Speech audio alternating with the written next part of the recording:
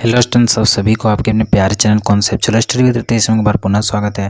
और आज की इस वीडियो में आप लोग का इंग्लिश मेजर 4 का पूरा कंप्लीट करने वाले हैं। ठीक है, इस वीडियो में तो आप लोग पूरा वीडियो को देखिएगा स्टूडेंट्स। और चैनल में नए हैं तो जरूर से सब्सक्राइब कर लीजिएगा, क्योंकि चैनल आप लोगों के लिए बहुत ही ज़्यादा इंपॉर्टेंट होने वाला है। ठीक है, और अभी तो टेलर ही चल रहा है, अभी बहुत सारे सब्जेक्ट का बाकी ही है एग्जाम। ठीक है, तो आप लोग चैनल को जरूर से सब्सक्राइब करें स्टूडेंट्स। ये कहने का मास्टर वीडियोस कहने का मतलब ये है कि आपको सारा चैप्टर्स इसी वीडियो में देखने को मिलेंगे। ठीक है, तो सबसे पहले स्टूडेंट देखिए, यूनिट 1 में बोला जा रहा है history of English prose in 18th century with significant influences and movements and important individual authors and their works. तो एंड यूनिट 2 में टॉम जोन्स हेनरी फील्डिंग के द्वारा है। यूनिट 3 में है द कास्ट ऑफ रेंटो और एक्चुअल वोल का। ठीक है, आगे देखिए स्विफ्ट सटायर से मेडिटेशन अपन ब्रोमस्टिक और letter of advice to a young poet, जो कि जोनाथन स्विफ्ट के द्वारा दिया गया है। लिव्स ऑफ पोइट्स मिल्टन और ड्राइडन के बारे में बताया गया सैमुअल जॉनसन के द्वारा। ठीक है, तो यही आपका सिलेबस सेशंस, इतना ही आप लोग को पढ़ना है, इससे बाहर एक भी क्वेश्चंस नहीं देखने को मिलेंगे। तो वीडियो को पूरा अंत तक देखिएगा स्टूडेंट्स, क्योंकि इसमें थोड़ा डिटेलिंग है तो थोड़ा हो सकता है टाइम लगे। ठीक है, लेकिन बहुत ही ज़्यादा डिटेलिंग है, इसके अलावा कहीं और डिटेलिंग नहीं भी मिल सकता है ऐसा। ठीक है, तो ज़रूर से देखिएगा ताकि आप लोग को सारा क्लियर हो जाए। 18वीं शताब्दी में अंग्रेजी गद्य का इतिहास, महत्वपूर्ण प्रभाव और आंदोलन तथा महत्वपूर्ण व्यक्तिगत लेखक और उनकी रचनाएं। ठीक है, जो 18वीं शताब्दी 18th सेंचुरी है, उसमें जो है सो कौन कौन से लेखक उभर कर आए थे और कौन कौन रचनाओं को मेनली लिखा गया था, तो उनके बारे में यहाँ हम लोग पढ़ेंगे। ठीक है, तो इसको हम इंग्लिश हिंदी दोनों में किए हैं, इसलिए कि आप लोग को समझने में दिक्कत ना हो या फिर एक्सप्लेनेशन गलत ना हो। ठीक है, तो चलिए यहाँ से देख लेते हैं समझाने के लिए जल्दी जल्दी। ठीक है,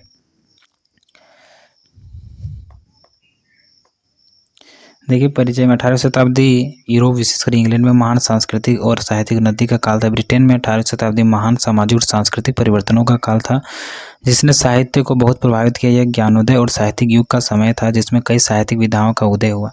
18वीं शताब्दी में क्या हुआ था, तो बहुत सारे अलग अलग साहित्य का लिटरेचर का उदय हुआ। ठीक है, साहित्यिक विधा के रूप में उपन्यास के उद्भव ने प्रिंट संस्कृति के विस्तार के साथ साथ पहले से कई अधिक लोगों के लिए साहित्य से जुड़ना संभव बना दिया। यह वह समय था जब गद्य लेखन में महत्वपूर्ण परिवर्तन हुए, जिससे नए साहित्यिक रूपों और शैलियों का उदय हुआ। इस अवधि में एडिसन और स्टील, जोनाथन स्विफ्ट और एडमंड बर्क जैसे प्रसिद्ध लेखकों के कार्यों के साथ गद्य अभिव्यक्ति का एक लोकप्रिय रूप बन गया। 18वीं सदी तर्क, ज्ञानोदय और सामाजिक परिवर्तन का समय था, और ये मूल्य उस युग के गद्य में परिलक्षित होते थे। इस निबंध का उद्देश्य इतिहास, विशेषताओं, लेखकों और उनके कार्यों के साथ साथ आधुनिक लेखन पर 18वीं सदी के गद्य के प्रभाव का पता लगाना है। ठीक है, अब देखिए गद्य का इतिहास यहाँ पर या विशेषताओं को पढ़ेंगे, उसके बाद 18वीं सदी के अन्य प्रसिद्ध लेखकों के बारे में पढ़ेंगे, फिर गद्य का क्या प्रभाव पड़ा उसको भी देखेंगे और निष्कर्ष भी देखेंगे। ठीक है, और इसको इंग्लिश में भी देखेंगे स्टूडेंट्स। ठीक है, ताकि बढ़िया से आप लोग को क्लियर हो सके। तो यहाँ से देखते हैं, देखिए ब्रिटेन में 18वीं सदी के मध्यम वर्ग का उदय, औद्योगिकरण और विज्ञान तथा तर्क वितर्क में नई दिलचस्पी देखी गई।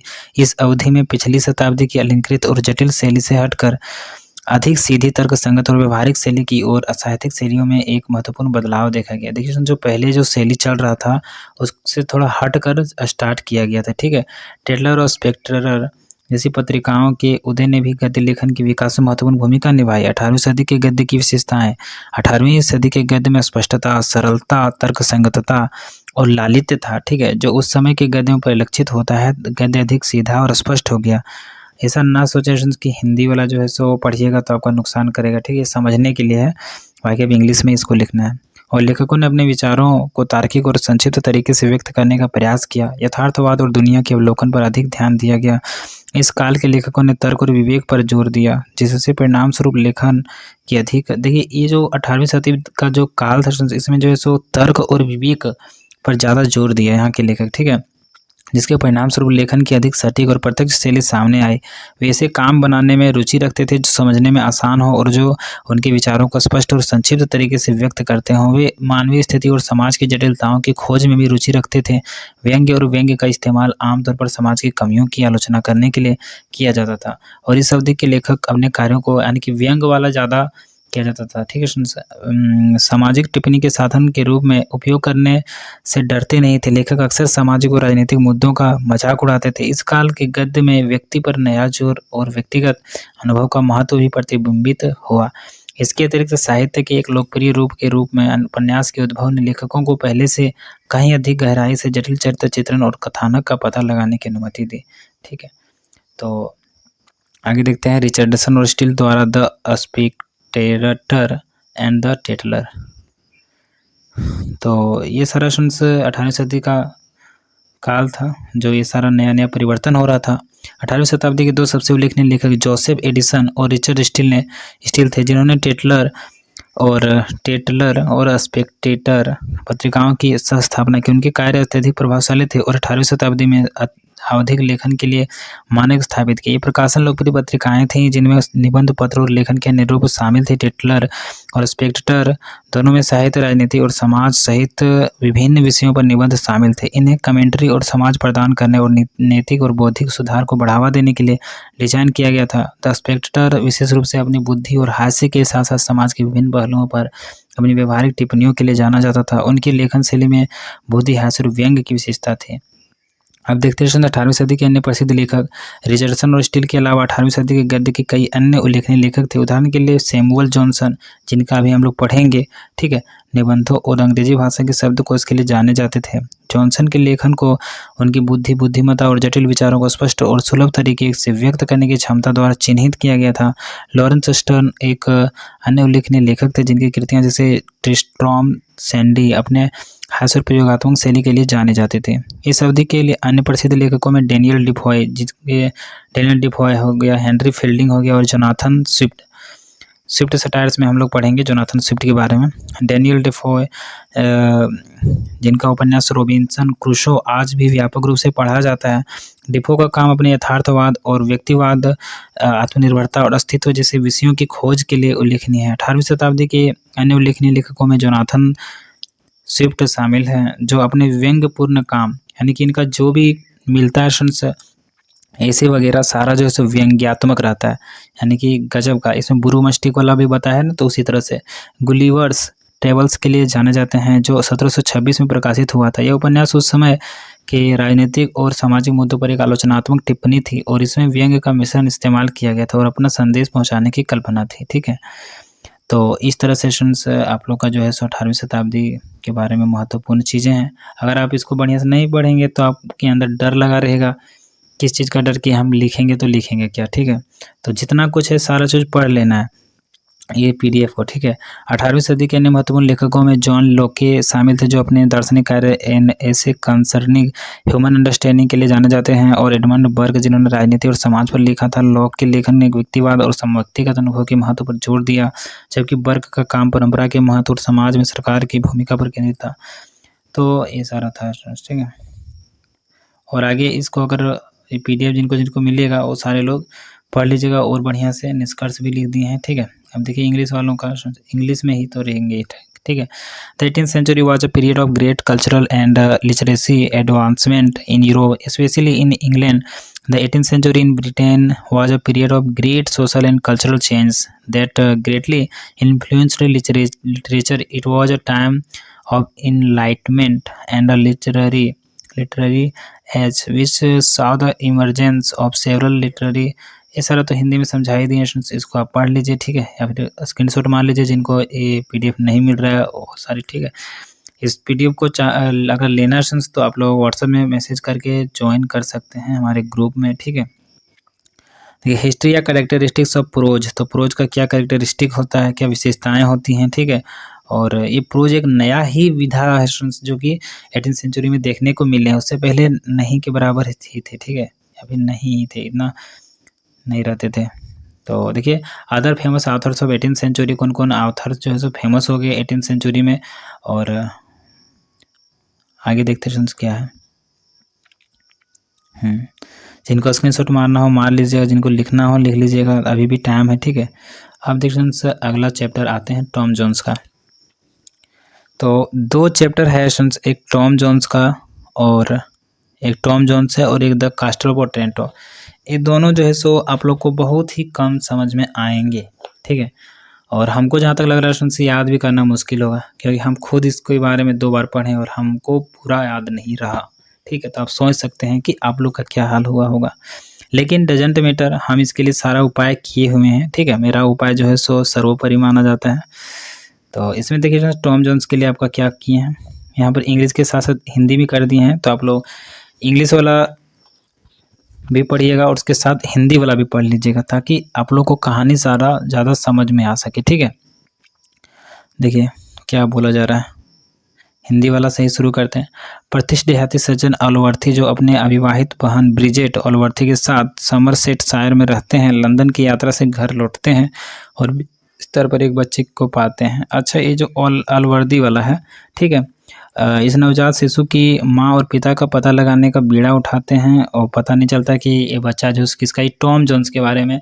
टॉम से आगे जाकर जो है डकैत बनता है, यानी कि चोर बन जाता है, ठीक है। इसका बहुत सारी लड़कियों के साथ चक्कर भी चलता है और ये जो है सो इसका जो ऑलवर्दी है और इसको देख रेख में रखता है, क्योंकि ये शिशु जो है सो पाया जाता है, ठीक है। कहीं इसका माता पिता का पता लगाने के बाद भी नहीं मिलता है। इस तरह से इसका मेन कहानी हम बता दिए, ठीक है। और इसका पूरा डिटेल में अगर जाइएगा तो बहुत सारा करेक्टर्स आते हैं बीच बीच में, वो करेक्टर याद करना आप लोग के लिए मुश्किल होंगे।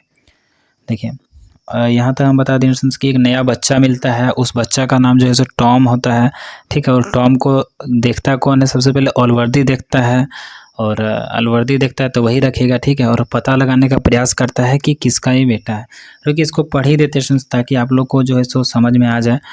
देखिए प्रतिष्ठित देहाती सज्जन ऑलवर्दी जो अपनी अविवाहित बहन उसका एक बहन है जो जिसका शादी नहीं हुआ, ठीक है, उसका नाम ब्रिजेट है, ब्रिजेट ऑलवर्दी के साथ समरसेटशायर में रहते हैं, समरसेटशायर में रहते थे, ठीक है। लंदन की यात्रा से घर लौटते हैं और बिस्तर पर एक बच्चे को पाते हैं, और अचानक से बिस्तर में एक बच्चे को पाते हैं, ठीक है। ऑलवर्दी इस नवजात शिशु की माँ और पिता का पता लगाने का बीड़ा उठाते हैं। एक भाई होता है जिसका नाम ऑलवर्दी है, ठीक है। एक बहन होती है जिसका नाम ब्रिजेट ऑलवर्दी है, ठीक है। और जब घर आते हैं देखते हैं बिस्तर में तो एक बच्चा पाते हैं, वो बच्चा का नाम जो है बच्चा एक नवजात शिशु रहता है, ठीक है, एकदम नया। माँ और पिता का पता लगाने का दोनों बीड़ा उठाते हैं कि कहाँ इसका बच्चा माता पिता है, ठीक है। और स्थानीय महिला जेनी जोन्स, स्थानीय महिला वहीं की एक महिला है, उसके शिक्षक मिस्टर पार्टिज को दोषी पाते हैं, ठीक है। तो ऑलवर्दी जेनी को काउंटी से दूर भेज देते हैं और गरीबी से त्रस्त पार्टिज अपनी मर्जी से चले जाते हैं। पेरिस की आलोचना के बावजूद ऑलवर्दी लड़के को पालने का फैसला करते हैं। यहाँ टॉम जोन्स का पहले आपको कहानी याद रखना है, उसके अलावा किसी से मतलब नहीं ज़्यादा, ठीक है। आपको जो टॉम जोन्स होता है उसका कहानी को बढ़िया से याद करना है। इसके तुरंत बाद ब्रिजेट ऑलवर्दी की संपत्ति पर आने वाले कैप्टन ब्लिफिल की शादी कर लेती है और अपने बेटे को जन्म देती है जिसका नाम ब्लिफिल रखा जाता है। देखिए उसकी जो बहन थी कुमारी थी, ठीक है, जिसका नाम ब्रिजेट ऑलवर्दी था, जो भाई और बहन दोनों आके देखे थे टॉम को, ठीक है, जो कि नवजात शिशु था। और अबर जो है सो उसकी बहन का शादी हो गया, किसके साथ हो गया, तो ब्लिफिल के साथ, ठीक है, ब्लिफिल के साथ शादी हो गया, तो उसका भी एक बच्चा हुआ, ठीक है, जिसका नाम ब्लिफिल रखा जाता है। अच्छा, उसका नाम ब्लिफिल रखा जाता है। कैप्टन ब्लिफिल से शादी होता है, उसका बेटा का नाम ब्लिफिल रखा जाता है। कैप्टन ब्लिफिल टॉम जोन्स को ईर्ष्या से देखता है। जो कैप्टन जो ब्लिफिल है, यानी कि उसका जो ऑलवर्दी का बहन का जो पति है, ठीक है, हस्बैंड है, वो बहुत ही ज़्यादा गलत तरीके से देखता है टॉम को। क्यों देखता है?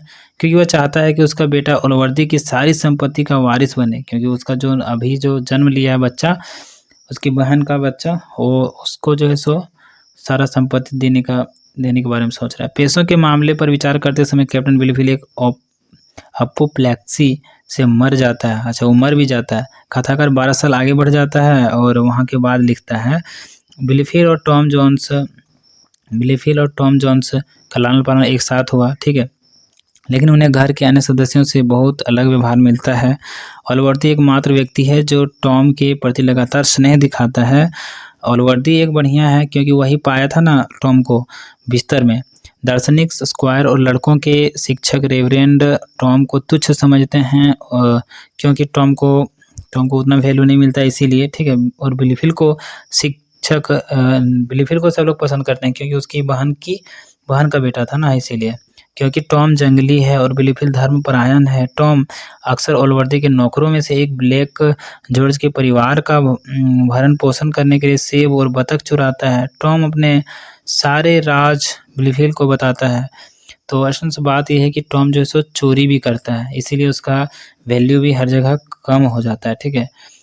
ऑलवर्दी को बताता है, जिससे टॉम मुसीबत में पड़ जाता है और बताता है कि अरे मैं तो चोरी करके आया हूँ, मेरे को बचा लो, इस तरह से, ठीक है। और वो टेंशन में हो जाता है। जॉर्ज के प्रति टॉम की उदारता के बारे में सुनकर टॉम के बारे में अच्छी बातें करने लगते हैं और बिलीफिल की चालाकी की निंदा करते हैं। लेकिन जो ऑलवर्दी वो जो बिलीफिल का चालाकी का निंदा ही हमेशा करता है, ठीक है। टॉम स्क्वायर वेस्टर्न के साथ बहुत समय बिताता है। ऑलवर्दी का पड़ोसी क्योंकि स्क्वायर टीम टॉम की खेल भावना से प्रभावित है। स्क्वायर वेस्टर्न की बेटी सोफिया वेस्टर्न टॉम से बहुत प्यार करने लगती है। टॉम पहले ही ब्लैक जॉर्ज की गरीब लेकिन साहसी बेटी मॉली सिग्रिम पर अपना स्नेह बरसा चुका है, ठीक है। यानी कि देखिए, सोफी चाह रही है टॉम से शादी करना, लेकिन जो टॉम है पहले से ही मॉली पर सारा कुछ कर चुका है, ठीक है। जब मॉली गर्भवती हो जाती है तो टॉम ऑलवर्दी को मॉली को जेल भेजने से रोकता है, यह स्वीकार करके कि वह उसके बच्चे का पिता है। टॉम जो अब पहले सोफिया के आकर्षण और सुंदरता से अनजान था, उसके साथ बहुत प्यार करने लगता है और मॉली के साथ अपने संबंधों से नाराज होने लगता है। पता जब चलता है कि वो जो मॉली है उसका किसी दूसरे के साथ था, जिसके कारण वो प्रेग्नेंट है, तो वो उसके कारण क्या हुआ कि फिर सोफिया पर ध्यान देने लगता है। मॉली के प्रति टॉम की प्रतिबद्धता तब समाप्त हो जाती है जब उसे पता चलता है कि वह उसके संबंध रहे हैं, जिसका अर्थ है कि टॉम उसके बच्चे का पिता नहीं है और वह सोफिया के सामने अपनी भावनाओं को फीलिंग्स को कबूल करने के लिए स्वतंत्र हो जाता है, ठीक है। तो आगे फिर है सुनसा, इसको भी पढ़ लेना है, इंग्लिश वाले को भी, ताकि आप लोग को सारा टॉपिक मिल सके, ठीक है।